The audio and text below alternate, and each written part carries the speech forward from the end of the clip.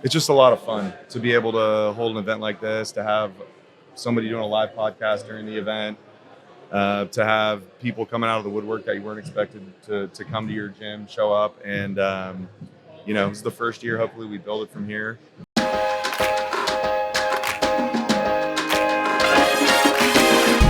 So, winning record at Miracosta. We're sitting here at the Beach Bonanza, Miracosta, California, Thanksgiving weekend, 2023. Well, you want to be slide right up close to that thing. Yeah, that's great. This is your kingdom. This is your thing, and this is the first year you're doing this. Is that correct? That's correct.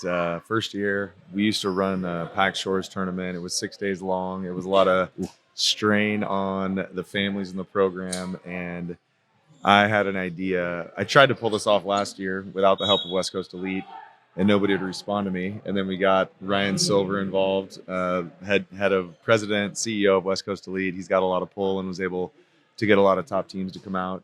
And then at the last minute, we joined forces with Scott Hochstadt from Legends, and they wanted to be a big sponsor.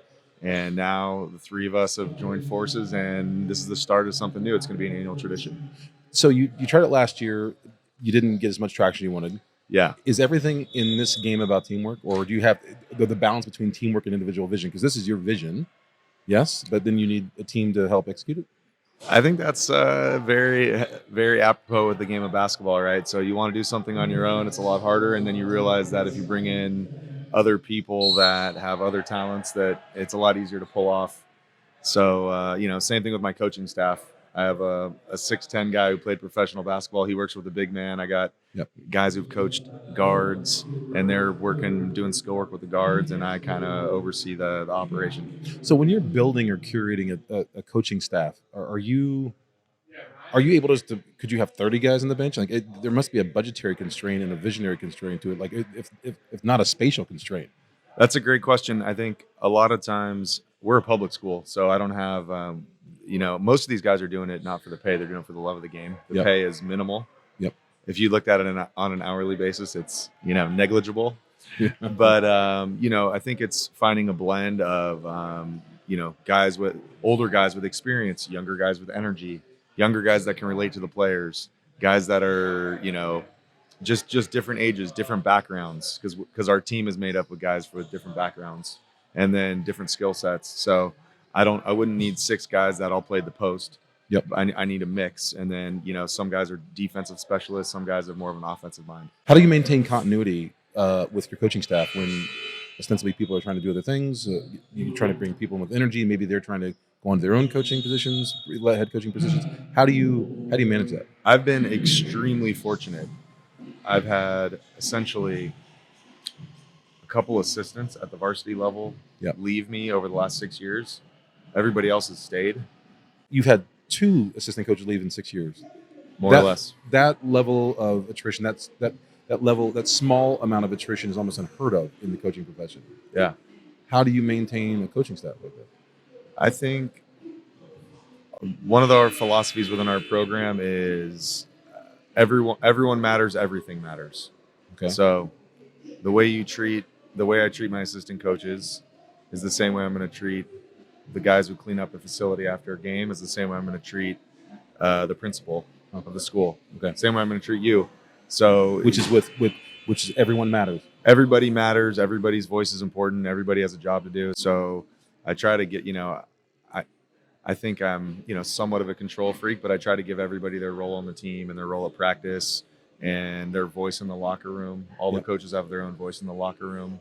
We'll do at a practice of 2 hours. I try to give each coach between 15 and 30 minutes of practice to run drills. So I'm not the only one running drills. You're facilitating, delegating, you're empowering them as well. Exactly. So I think that combined with the stuff we do off the court, we usually go to Vegas and go to a coach's clinic together as a group in the off season.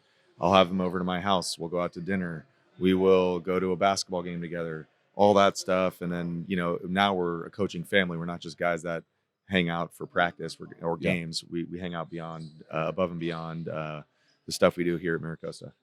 That's an interesting thing when you talk about coach's family or a coaching family, because you have to get on some of these guys, I imagine, sometimes, or maybe you don't. Yeah. Is this like a family where sometimes you have to get on your son and brother? Or no? I mean, I try to keep it. I try to keep it positive. I mean, usually I ask them to do certain preparation things. Hey, watch this film. I Yeah. want you to give me the 6 sets that this group runs, or what tendencies do you see? There's not a lot beyond that where there's not a lot of reason to get mad at these guys. They're volunteering their time and they're dedicated, and I'm just thankful to have them. So fortunately, I don't have to get on them. And your program's successful I would imagine, as a byproduct of that. Yeah, I think continuity is great for the players, obviously, Yeah. because Same kind of like with team chemistry, the same thing with coaches. yeah, anytime you bring in new coaches, they got to earn the players' trust. So now the season ends in February or March, hopefully, if we made a state run, and then 3 weeks later, we're back in the gym, and they got the same coaches here, and so they know what to expect. So you have a unique set of variables you have to coach with and around. Miracosta is a public school. Correct. You have no feeder system other than the schools within Manhattan Beach. Correct. You cannot recruit. Correct. Yet you have built an extraordinarily successful program here. Yeah, I think, there's recruiting, going out and getting kids, and then there's running a great program, and people are drawn to you. Yeah. So occasionally I get an email from a parent. Somebody says, hey, we like your program. We're going to move into Manhattan Beach. That's building a program. And because tuition's free here as well. It's a pretty good school system. It's free here. So yeah, sometimes you get a family that was at a private school and they say, hey, we're moving to Manhattan Beach this summer. We want to come play for you. So, we play by the rules here. And when I took the job, I said there's enough talent in this community. What was happening before was, let's say there's 6 good players in the community each year. Yep. We were losing 4, sometimes 5 of those players recruited out to private schools, to other private schools. Yeah. So now we have the facility. So that's number one. You just built a new facility with the bond measure from the city. $40 million bond measure completed 3 years ago. Yep. So number one, parents are saying, do they have a good facility? Number one might be, are they successful? So yes, now we're successful. We have the facility. We have continuity and coaching staff. Is it a chicken and egg situation with the facility and success? Which one comes first? I think you can be successful without a good facility. I mean, Pacifica Christian playing right now, I think they use a small gym, and they don't have great facilities at their school. There's other schools that they use my understanding, they use rolled up socks for basketball. Yeah. That's how rough it is at Pacifica Christian. Kidding. So you're here, you're recruiting with the power of your brand, with the facility, with your success, with your coaching, with the culture here. Correct. That's what's pulling people in. Correct. One of my goals when I took over the program was to have kids in the local community want to go to Miracosta to play basketball. Did you pitch that when you came in? Or Absolutely. They pitched it? I see. Yeah, I told the principal at the time, Dr. Dale, I said, Miracosta is a sleeping giant. I said, I want to win. I want to play for an administration that wants to win. And we're a sleeping giant. We have enough talent in the community. There's no reason why we can't be successful. When you said that, it might be going on a limb a little bit, because some principals, ADs, some administrative staff in particular schools might not shine to that as much. Yeah, I think I knew Dr. Dale, or I knew about Dr. Dale, and he's a Texas guy, and Texas guys are usually big into sports. Yeah. So obviously football is the big one, then basketball in the state of Texas. Yeah. And I knew that this gym was going up. He wanted to bring in a coach that was gonna, turn the program around and make winning important. And it's funny. My first year on the job, one of the parents wanted to meet with me. His son was a junior on the team, and we meet in the office, and he says, Coach, I have to ask you an important question. I said, yeah, what's that? He said, do you want to win? He said, because I didn't necessarily feel like that was a priority before for the program. And I said, yeah, I want to win. So I'd done a rebuilding job before at 3 years is that when you were in Torrance? At West High, correct. Yeah. So they were 6-20. Yeah. And then it was my first year as a head coach. I was learning my way. We were 10-17 that first year, made it into the CIF playoffs. And then I met with my guys in May of that year. Yeah. So the season ends in February. We get our butts kicked by Pasadena in the playoffs. Okay. And then I get all my guys that were in volleyball. We have to start practicing together. I look around like we got some size. We got some athleticism. Now everyone's coming back, maybe except for one guy. And I brought my guys together and I said, we're going to win the CIF championship this year. This is in May. That's what you said to them? That's what I told them. To which they said, how did they respond to that? They said, all right, let's go do it. I mean, they said they started to believe. So it's all about, you have to create a championship vision. So we talk here. We talk openly about winning the CIF championship day in and day out. We're a championship program. I came here to build an elite program. We're now an elite program, and our goal every day is to win the CIF championship. So for people who are not from Southern California, CIF, what does that mean? There are different divisions within CIF, and there's open. And talk about that a little. Correct. We are in the southern section. Okay. So there's the San Diego section. There's the Central Coast. Southern section's the biggest, most considerate, definitely the toughest. One of the premier divisions or leagues or regions in the country, and probably the world for basketball. Correct. At the high school level. And then within that, we have a number of divisions. So probably in the ballpark of 10 divisions. Yeah. The open division's the top 8 teams. They pull the top 8 from any level, and they say, hey, you're so good, we're going to put you in the open.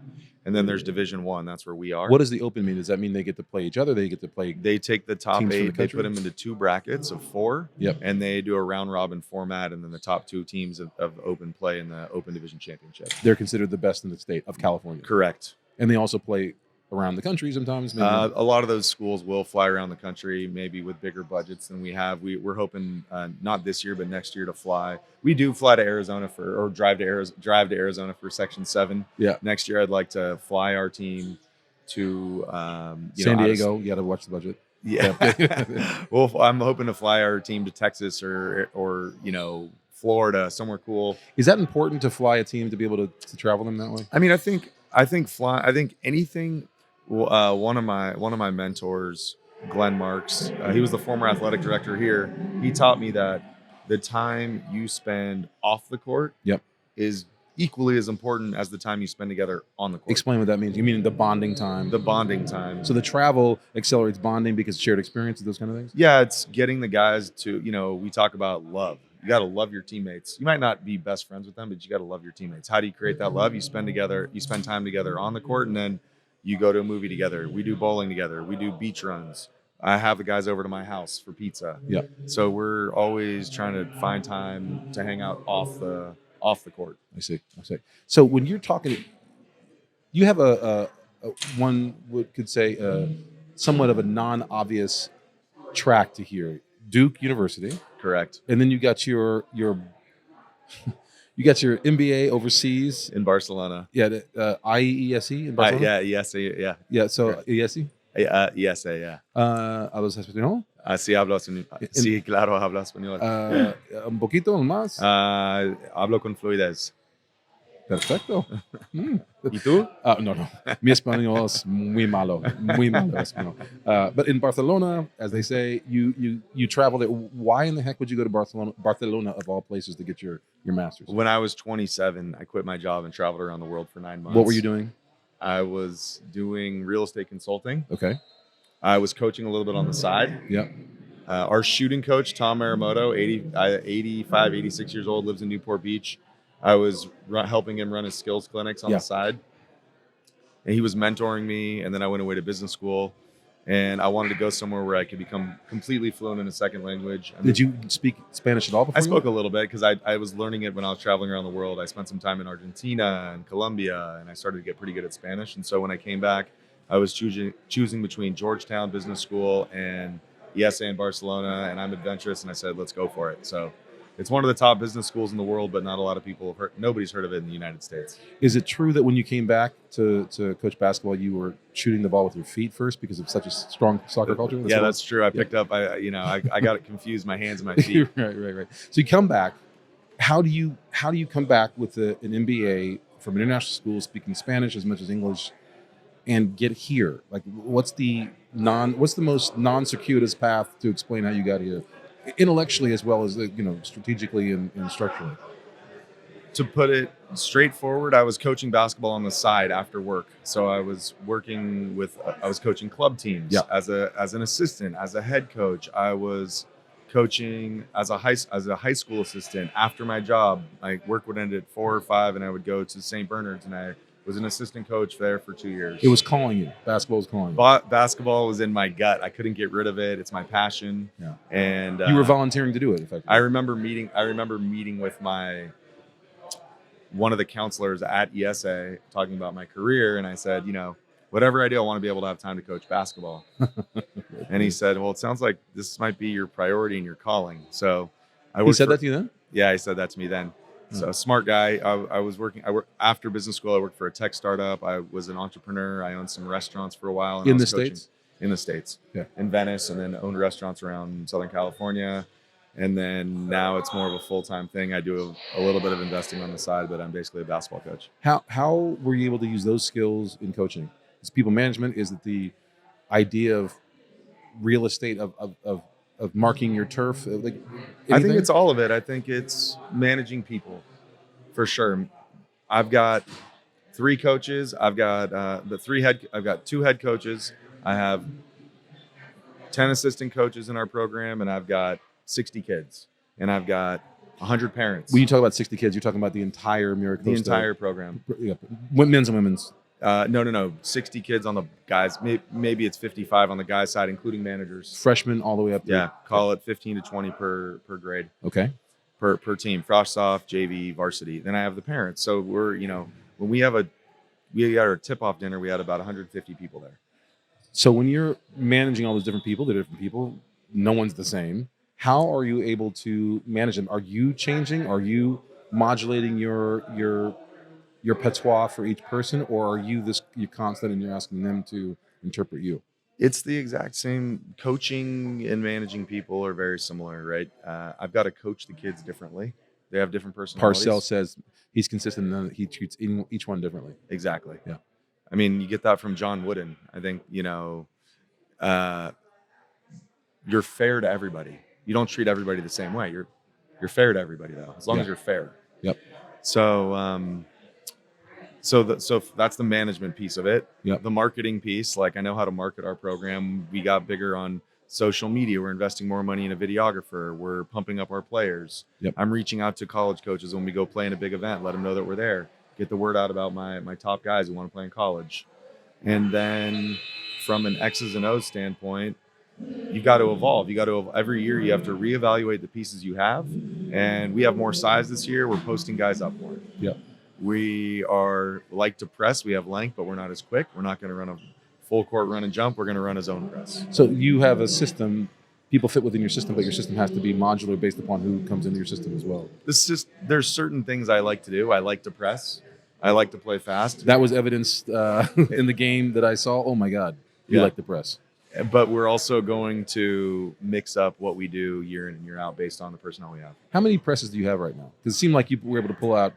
I don't want to tell too much of your Yeah. I'm sure people could observe what you're doing in tape and be Yeah. able to discern more than I can. But it seemed like you had multiple presses that you're able to call in any particular moment. Yeah, we have different presses, different traps. We have zone defenses. We have man defenses. And last night we were running a double team at the other team's best player.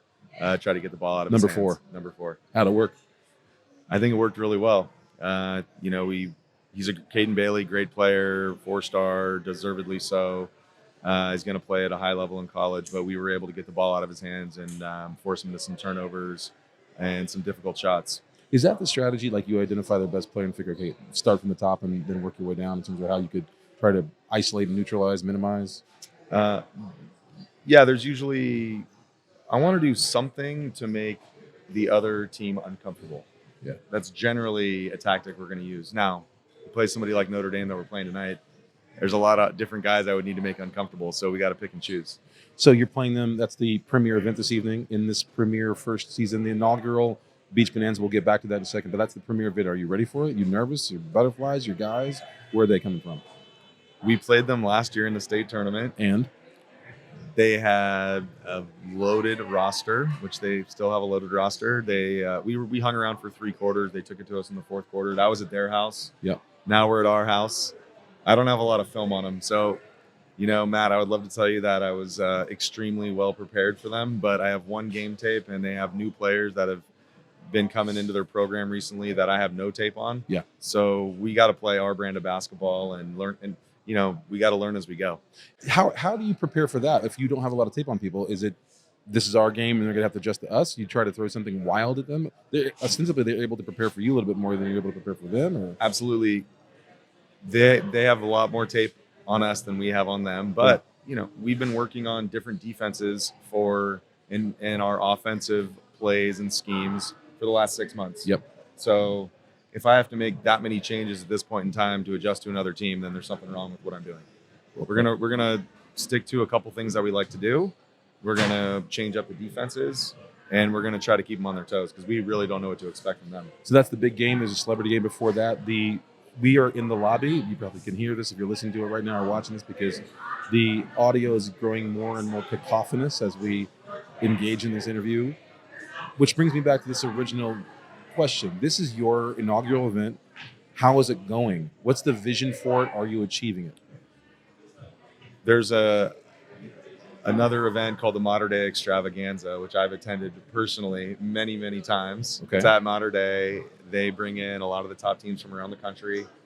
And it's something that as a fan and as a coach, I've always looked forward to attending to watch how the top teams do it. Yep. And let's see Whitney Young play Mater Dei, and see Whitney Young from Chicago play Mater Dei, or see Long Beach Poly play De La Salle from up north. Yep. And watch these top programs go at it. So I wanted to create something like that here.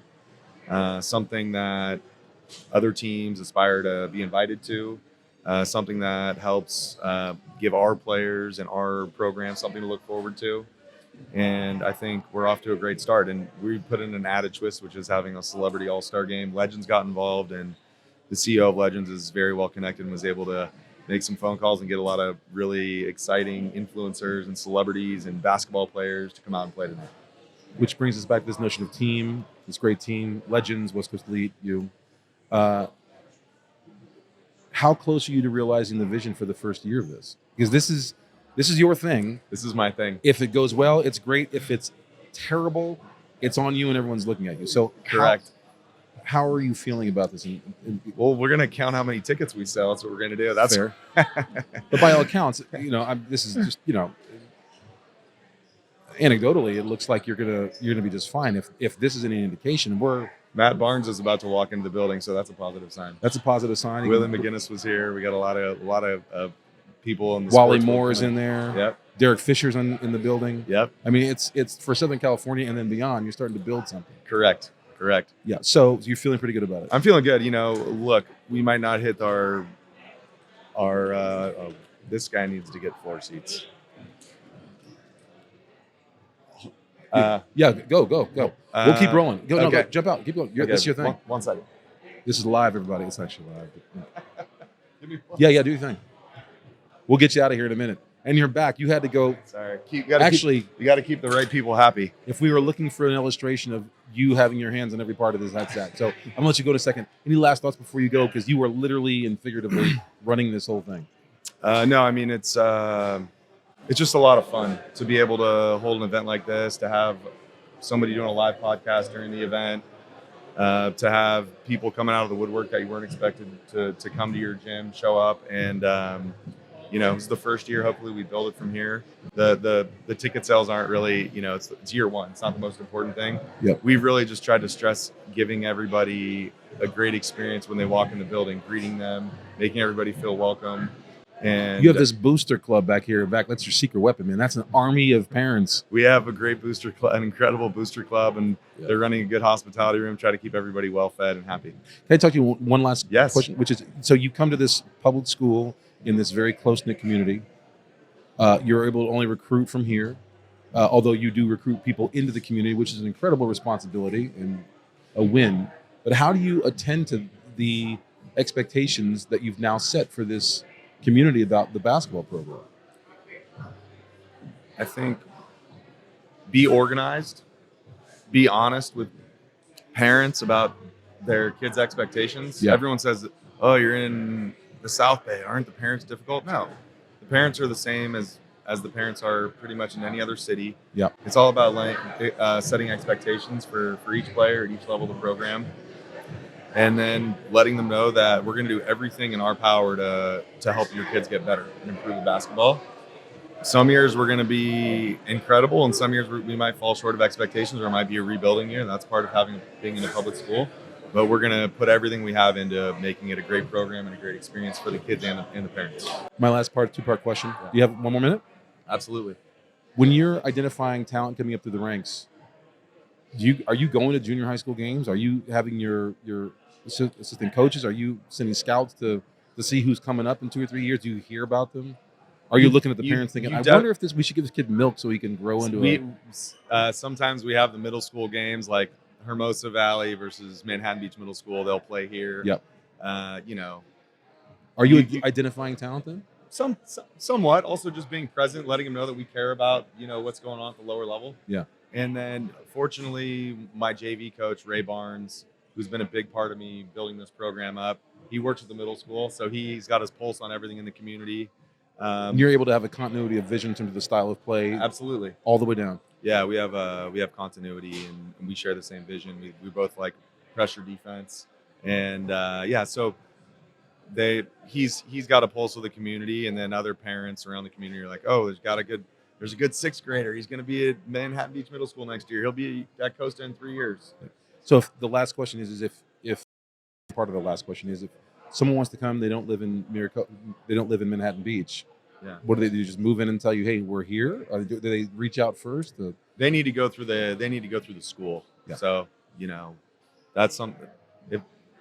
If somebody applies to the school and they want to come to our district and they have good grades and they apply on time, a lot of times they'll get in.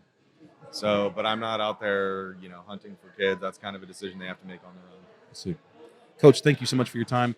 Incredible event so far. That's not hyperbolic. That is true. I wish you the best. I look forward to future years and catching up with you later this season as well. I really appreciate the opportunity to chat with you, and great questions. And thanks so much for being here and covering our event. It's my pleasure. Thanks. That was fantastic. That was great.